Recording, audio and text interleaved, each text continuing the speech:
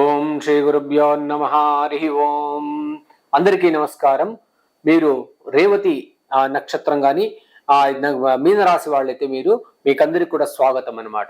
ఈ లాస్ట్ రాశి అనమాట. అందరూ ఎదురు చూస్తుంటారు మా ఫలితాలు వస్తుందా లేదా అని. ఎదురు చూసే వాళ్లకు చాలా ఇది ఉత్కంఠంగా ఉందన్నమాట. అదేవిధంగా మీకు ఇప్పుడు గురువు యొక్క సంచారం వల్ల మీకు ఎలా ఉండబోతోంది. ఇన్ని రోజులు గురువు మీకు ద్వితీయంలో ఉన్నాడు అనమాట. ఇప్పుడు వృషభ రాశి నుండి తన యొక్క స్థానాన్ని మిథున రాశికి మార్చుకుంటున్నాడు అనమాట. మార్చుకోవడం వల్ల ఎలాంటి ఫలితాలు రాబోతుంది అంటే, ఇప్పుడు గురువు యొక్క దృష్టి మీ రాశికి 8, 10, 12 స్థానాలపైన దాని యొక్క వీక్షణ ఉందన్నమాట. ఆ యొక్క వీక్షణ ఎలా జరగబోతోంది అనేది చూస్తామన్నమాట.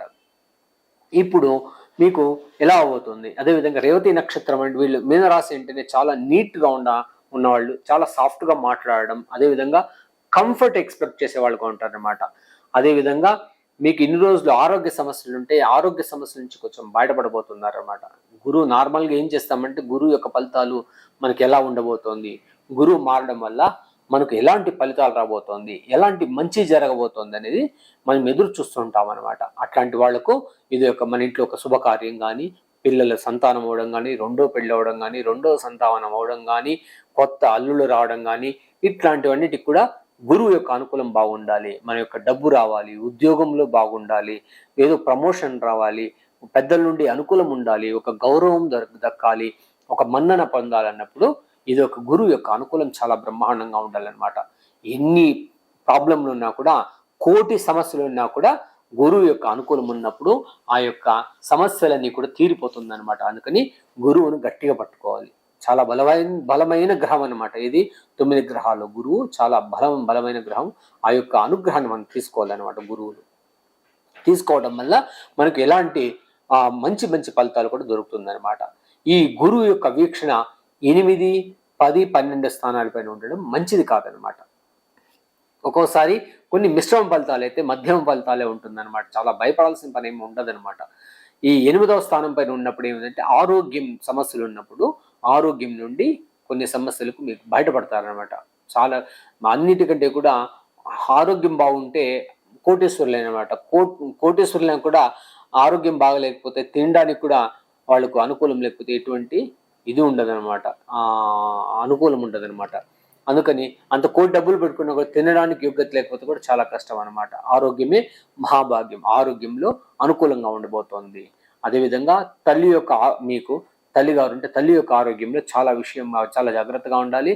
ఆమెకు సరైన సమయంలో సరైన ట్రీట్మెంట్లు ఇవ్వడం, డాక్టర్ దగ్గర తీసుకెళ్ళడం, వాళ్లకు మంచి ఆదరణ ఇవ్వడం చాలా మంచి సమయం అన్నమాట. ఇప్పుడు ఇవ్వాలన్నమాట.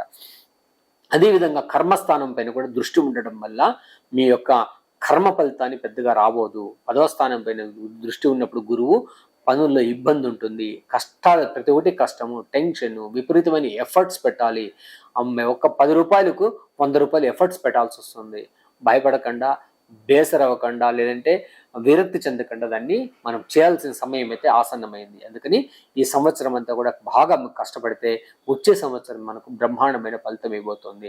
ఈ సంవత్సరం అంతా ఎవరికి అనుకూలంగా ఉందో వాళ్ళకు వచ్చే సంవత్సరం అనానుకూలం అవుతుంది. ఇప్పుడు అనానుకూలం ఉన్న వాళ్ళకంతా నెక్స్ట్ అనుకూలం అవుతుంది అనమాట. అందుకని మీనరాశి వాళ్ళు చాలా కేర్ఫుల్గా ఉండాలి. అంటే మీ యొక్క ఆస్తుల విషయాల్లో కానీ కొన్ని విషయాల్లో మీరు అనుకూలం ఉండదు. ఏదైనా ఆస్తుల విషయాలు దాన్ని జోలికి వెళ్ళడం మంచిది కాదు.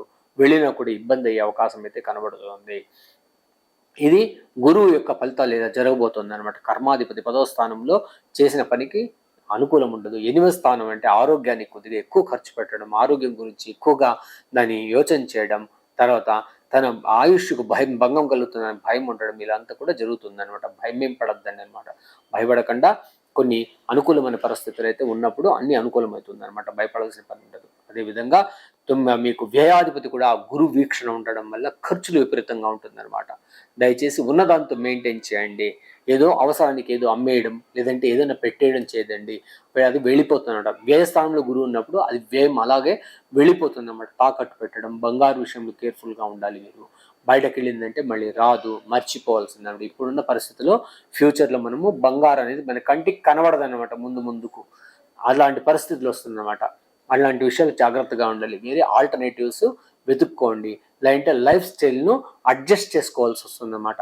ఇప్పుడు 100 రూపాయల లైఫ్ స్టైల్ను 50 రూపాయలకు అడ్జస్ట్ చేసుకోవాల్సి వస్తుందన్నమాట. అప్పుడే సరిపోతుందన్నమాట. దాని గురించి పెద్దగా బెంగపడద్దండి. ముందుకు మంచి అనుకూలం ఉంటుందన్నమాట.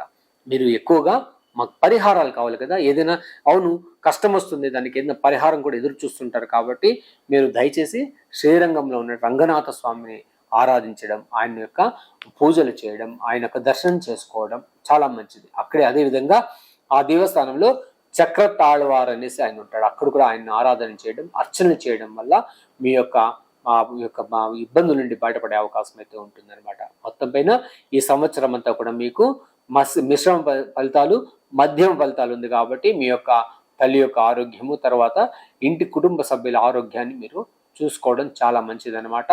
ఏదైనా కోర్టు కేసుల విషయాల్లో కూడా జూలికి వెళ్ళకపోవడం మంచిదన్నమాట. దాని విషయాలకు వెళ్ళకపోవడం, ఎక్కువగా లోన్స్ తీసుకోకుండా ఉండడం చాలా మంచిది. చాలా మందికి ఊరి వదిలి వెళ్లాల్సిన పరిస్థితి కూడా ఏర్పడవచ్చు.